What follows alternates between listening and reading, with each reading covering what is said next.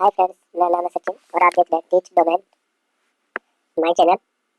First session में पढ़ेंगे कि आज हम फर्स्ट सेशन में पढ़ेंगे कि टेलीप्राइम में कंपनी कैसे क्रिएट की जाती है। कंपनी क्रिएट के लिए पहले अपने को टेलीप्राइम का सॉफ्टवेयर डाउनलोड करना पड़ेगा। उसके लिए आपको टेलीसॉल्यूशन.com पे जाना पड़ेगा। जैसे कि आप देख रहे हो, मैंने यहाँ से टेलीप्राइम सॉफ्टवेयर को ओपन किया हुआ है।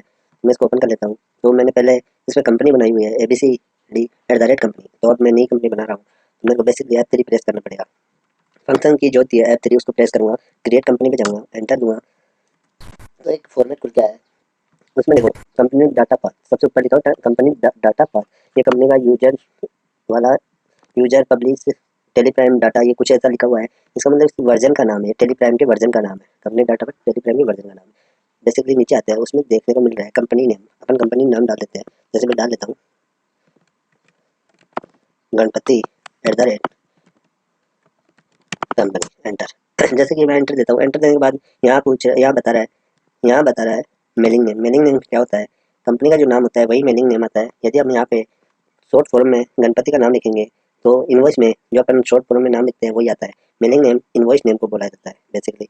जैसे एंटर दूंगा, एड्रेस पूछ रहा है कहाँ के। अब जैसे मैं कहाँ का हूँ, मेरी कंपनी कहाँ की है, तो ये कंपनी का एड्रेस पूछ रहा है। ठीक है, एड्रेस मैं यहाँ पे जयपुर कर देता हूँ। जयपुर के बाद में एंटर करके नीचे आऊँगा। इसके बाद में ये रजिस्ट्रेशन पूछ रहा है।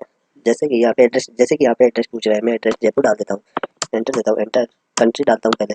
जैसे मैं कंट्री इंडिया डालूंगा तो यहाँ पे स्टेट पूछेगा ऊपर की तरफ, स्टेट। आर प्रेस करते राजस्थान हाईलाइट हो जाएगा, राजस्थान पे आता हूँ।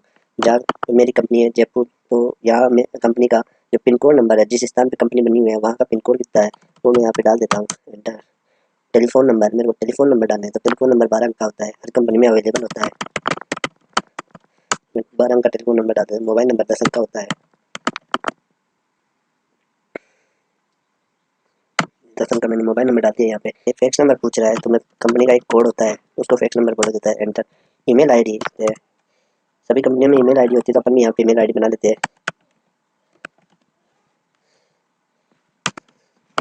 @ किया हुआ है मैंने, एंटर देता हूँ। उसके बाद में वेबसाइट पूछ रहा है, तो www.ganpati.com, ये मेरी वेबसाइट हो गई है कंपनी की। यहाँ पे फाइनेंशियल ईयर बिगनिंग फ्रॉम का मतलब होता है कि कंपनियों में जो एक ईयर का डाटा होता है उसको 1 अप्रैल से 31 मार्च के बीच में चढ़ाया जाता है। फाइनेंशियल ईयर बिगनिंग फ्रॉम का मतलब होता है यहाँ पे 1 अप्रैल 2021 दे रखा है, तो मैंने 21 सन डाल रखी है, 2021 सन कंपनी के अंदर डाल रखी है, तो उसमें 1 अप्रैल बता रहा है। 1 अप्रैल का मतलब जैसे अपने अंग्रेजी माह में 1 जनवरी को न्यू ईयर्स में मनाया जाता है, वैसे ही कंपनियों में 1 अप्रैल को न्यू वर्ष होता है। एक पूरा 70 कंपनियों में पूरा 70 1 अप्रैल से 31 मार्च तक का होता है। ठीक है। बुक बिगिनिंग फ्रॉम का मतलब होता है अपनी कंपनी कब से स्टार्ट है। ये कोई जरूरी नहीं होता है कि अपन 1 अप्रैल से न्यू वर्ष से ही कंपनी स्टार्ट करें। ठीक है, तो अपन यहाँ पे 1 मई डाल देते हैं, 1 मई डाल देते हैं। यहाँ पे मेरे को डिलीट करना पड़ेगा इसको। अपन यहाँ पे 1 मई 2021 कर लेते हैं। ठीक है, अब ये सिक्योरिटी का ऑप्शन बता रहा है। यहाँ पे सिक्योरिटी का मतलब है कि अपनी control user access to company data, control user access to company data. इसमें बेसिकली होता ही है कि अपनी जो कंपनी का डाटा है, जो अपन ने डाला है एड्रेस वगैरह पिन कोड वगैरह, इसको कोई चेंज नहीं कर दे। उसके लिए अपन इस पर सिक्योरिटी लगाते हैं, पूरी कंपनी में सिक्योरिटी होगी।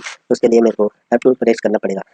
उसके बाद थर्ड ऑप्शन बता रहा है यूज यूजर एक्सेस कंट्रोल। इसका मतलब होता है कि कंपनी पे जो कंट्रोल बनाने के लिए जो पासवर्ड डाला जाता है वो यहाँ पे मैं यस करूँगा, तो एंटर दूंगा, एंटर, वो सेव हो गया। तो ये यहाँ पे बेसिकली ये बता रहा है control user access to company data. तो यहाँ पे मैं इसको यस करूँगा। यूजर नेम पूछ रहा है एडमिनिस्ट्रेटिव, यहाँ पे यूजर नेम पूछ रहा है, तो मैं यूजर नेम डाल देता हूँ।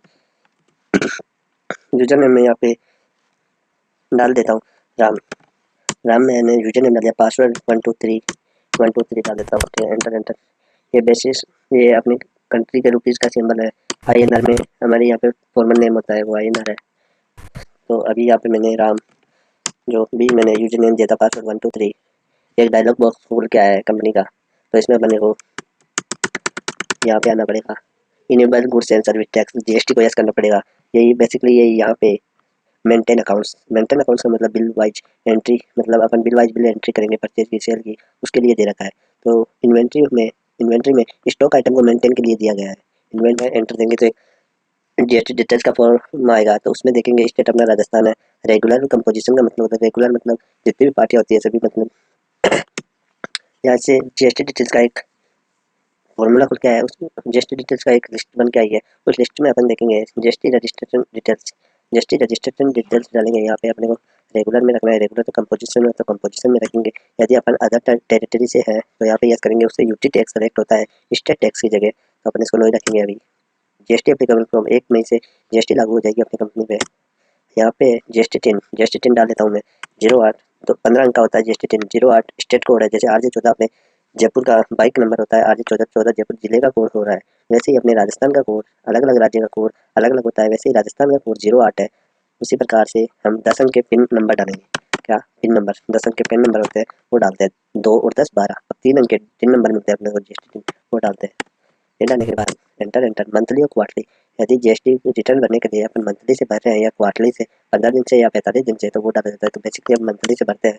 Set enter GST rate details. यदि अपन 5%, 12%, 18%, 28% में से एक ही परसेंटेज का माल लेते हैं और उसी बेचते हैं, मतलब गुड जो अपना गुड्स है, माल है, एक मतलब जैसे पर्टिकुलरली जैसे 12% का ही माल खरीदता हूँ मैं और 12 का ही बेचता हूँ, तो वो परसेंटेज, वो जीएसटी परसेंटेज है, वो फिक्स हो जाएगा यहाँ पे। यदि अपन करते हैं इसको यस तो ठीक है। तो इसको नहीं करने देते हैं। Enable GST classification. अपने को अलग अलग प्रकार का माल खरीदना है, 5% का भी माल खरीदना है, 12% का भी माल खरीदना है, 18 का भी खरीदना है, 28 का भी, किसी भी परसेंट का माल खरीदना है, तो उसके लिए मैं यहाँ पे यस रखूंगा। तो एंटर ये वैल्यू है। इसमें होता क्या है कि बेसिकली थर्ड होल्डर लिमिट का थर्ड होल्डर लिमिट का मतलब होता है जैसे 50,000 दे रखा है लिमिट, इससे नीचे का, यदि पूरा व्यापार इससे नीचे का है तो यहाँ पे अपने पूरे व्यापार पे कोई जीएसटी नहीं लगेगी। यदि इससे ऊपर का व्यापार है तो अपने को जीएसटी फिल करना पड़ेगा।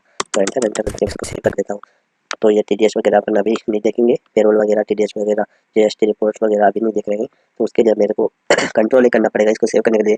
तो इसमें क्या होता है, वर्ड्स और एक्सेल वगैरह की फाइलें कंट्रोल एस से सेव होती है, और टेली की जो फाइल्स वगैरह, फोल्डर्स वगैरह होते हैं वो कंट्रोल एस से सेव होते हैं। तो मैं कंट्रोल प्रेस करूँगा तो अपन यहाँ कंपनी की गेटवे ऑफ टेली पे आ जाते हैं।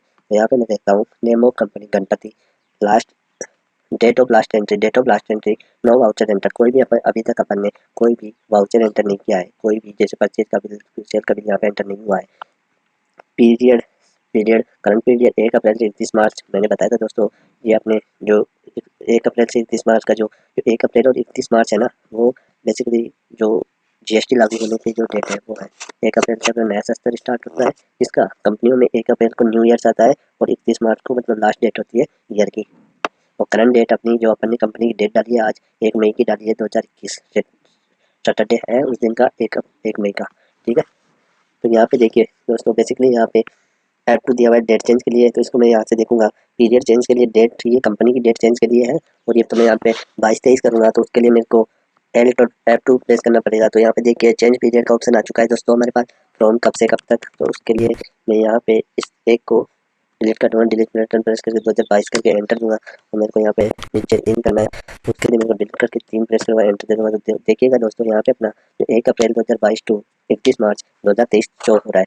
तो अभी मैं गणपति कंपनी की जगह यदि मेरे को और कोई भी नाम चेंज करना पड़े तो मैं यहाँ पे बेसिकली F3 प्रेस करना पड़ेगा। F3 जैसे मैं प्रेस करूँगा तो एल्टर कंपनी का फॉर्मूला, तो मेरे को जिस कंपनी को भी नाम चेंज करना है, तो मैं जैसे गणपति का नाम चेंज करना है तो मैं गणपति की जगह मैं इधर राम कर देता हूँ, राम @कंपनी। तो मेरे को नाम चेंज करना है कंपनी, राम नेम भी सेम हो जाएगा। अब मेरे को कंट्रोल प्रेस करना है तो ये सेव हो जाएगा दोस्तों। बैठ जाता हूँ। एस्केप से बैक, पूरा पेज बैक होता है, और बैक स्पेस से एक वर्ड बैक होता है। ठीक है दोस्तों।